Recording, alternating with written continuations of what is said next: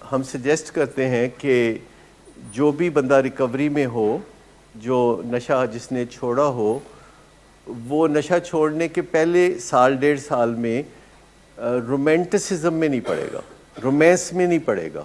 Romance جو ہے وہ ایک ایموشنل رسپانسبلٹی ہے، اور یہ آپ کے لیے بہت بڑی رسپانسبلٹی ہے۔ ہر رسپانسبلٹی جو ایموشنل ہو وہ آپ کے لیے بہت بڑی ہوتی ہے۔ آپ کے سر پہ ٹوکرا رکھ دیں کوئی 1 من وزنی تو وہ آپ آسانی سے اٹھا لیں گے، لیکن یہ ہمیشہ یاد رکھیے کہ جو جذباتی ذمہ داری ہوتی ہے، جیسے کہ شادی ہونا یا رومانس میں ہونا، ریلیشن شپ میں ہونا، تو میں آپ کو چاہوں گا کہ آپ گوگل پہ جا کے اسٹڈی کریں کہ میں ارلی ریکوری میں ہوں اور اسٹرگل کر رہا ہوں، تو کیا رومانس میری زندگی میں آ جائے، کیا شادی کی طرف میں چلا جاؤں۔ ایک پوائنٹ یہ ہے، یہ تو ان میں سے کوئی نہ کوئی مجھے آ کے یہ بات کرتا ہے تو میں ان کو پوچھتا ہوں کہ ابھی تو آپ کی شادی بھی نہیں ہوئی تو آپ کو اس کا کیا فکر پڑ گیا ہے، اور وہ کہتے ہیں آخر ایک دن تو ہونی ہے۔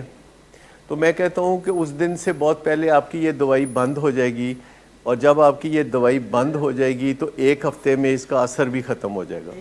یہ دوائی جو ہے اپنی موجودگی سے اثر ڈالتی ہے، اپنی غیر موجودگی کا اثر اس کا کوئی نہیں ہوتا۔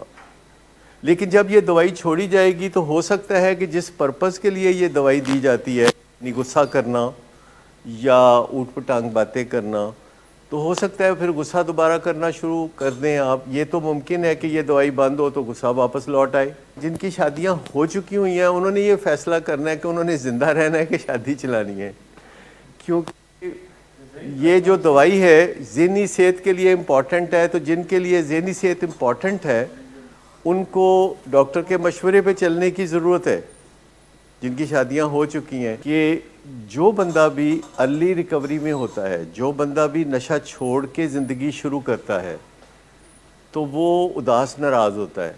اداس ناراض آدمی کی جو میاں بیوی والی زندگی ہے وہ زیادہ ایکٹیو نہیں ہوتی۔ جو میاں بیوی اداس ناراض ہوتے ہیں یا آپس میں لڑائیاں جھگڑے کرتے ہیں یا انڈر سٹریس ہوتے ہیں تو ان کی بھی یہ زندگی ڈیڈ ہو جاتی ہے۔ اور جو بندے انڈر سٹریس ہوتے ہیں یا باہر سے لڑ جھگڑ کے گھر آتے ہیں تو وہ آ کے تو بیوی کے ساتھ رومانس تو نہیں کر سکتے۔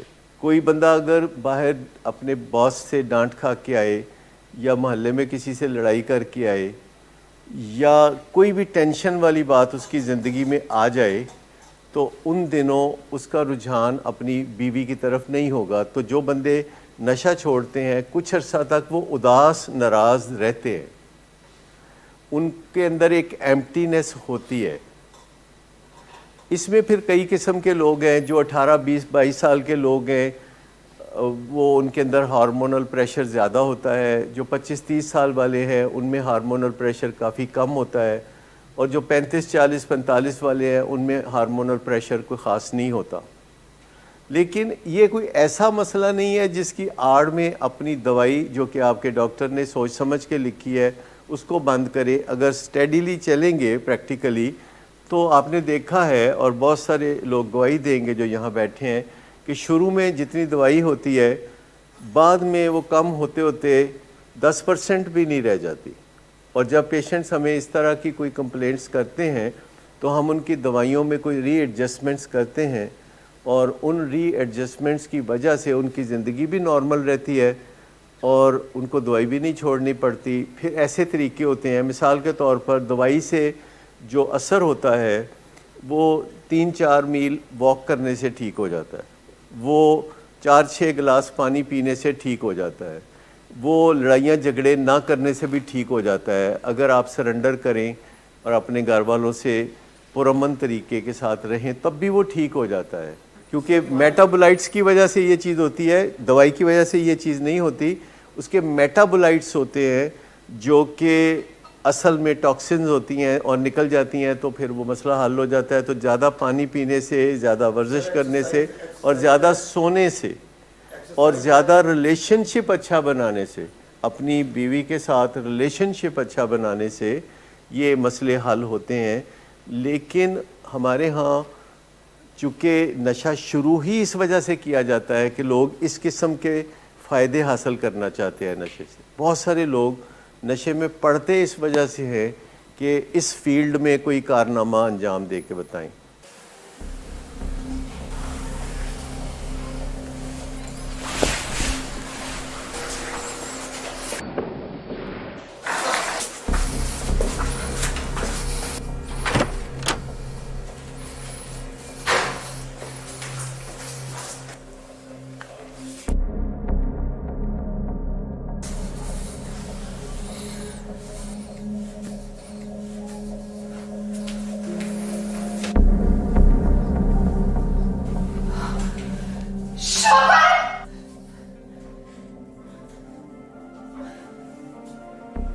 شراب نوشی کی وجہ کردار کی خرابی نہیں، موڈ کی خرابی ہے.